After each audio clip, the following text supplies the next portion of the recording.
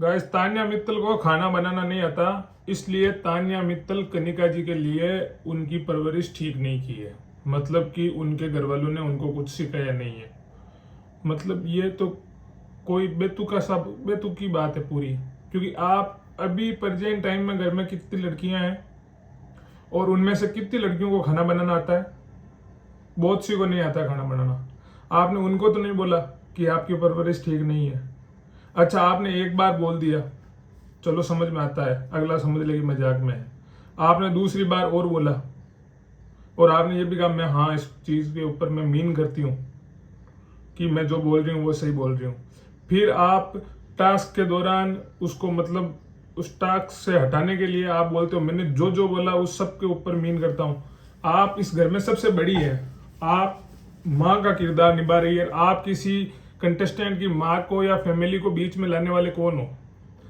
अभी आपके तो भाई अभी आपका लड़का आया था सेट पे, आपसे मिला, बातें की, मैं प्राउड फील करता हूँ, ये करता हूँ। वो लड़की कैसी भी होगी लेकिन उसके पेरेंट्स भी उसको प्राउड फील करते हैं। आपने 65 ईयर इस इंडस्ट्री में देख के इस घर में हो और वो लड़की अपने 10 साल काम के देकर आपके साथ खड़ी है, इसका मतलब उसने कुछ तो किया है लाइफ में, तभी वो वहां पे खड़ी है। तभी तो आप दोनों आज एक स्टेज शेयर कर रहे हो। एंड गाइस, गौरव भाई का यहाँ पे मुद्दा बनता था क्योंकि गौरव एंड तान्या दोनों एक टास्क कर रहे थे साथ में। तो अगर तान्या अगर डिस्ट्रॉय होती या डिस्ट्रैक्ट होती तो गौरव पे भी इफेक्ट पड़ता, वो भी नॉमिनेट होता, तो उसका बोलना बनता है। एंड अगर आप फैमिली वालों को लाओगे तो सबको बोलना चाहिए। आई फील सबको। जिशान भाई ने एकदम सही बोला। एंड मुझे तो ऐसा लगता है गाइज कि तान्या ये अपने कुनिका जी को उस दिन कुनिका जी को इमेज क्लियर करने के लिए नहीं बल्कि उनके बेटे के फॉलोअर्स बढ़वाने के लिए बुलवाए हैं। यार, उस आदमी के 23,000 फॉलोवर थे, आज उसके 2 लाख हैं।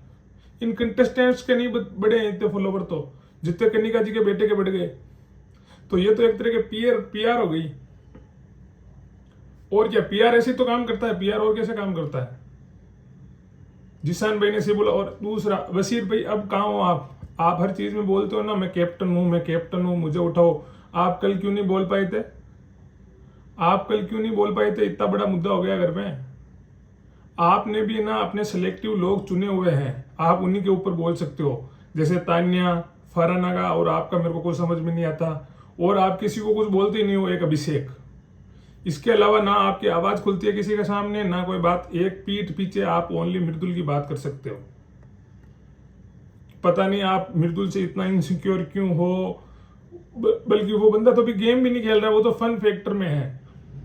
सोचो जिस दिन उसके लोग खड़े हो गए ना पीछे तो तुम उसे निकाल भी नहीं पाओगे, अगर ये डेमोक्रेसी का सीजन है तो। एंड कुनिका जी, आप तो बहुत ज्यादा फेक।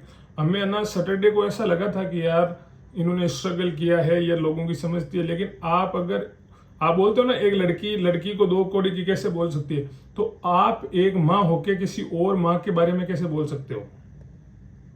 कि ये कौन सी बात हुई कि अगर किसी को खाना बनाना नहीं आता तो उसकी परवरिश पे बात चली गई।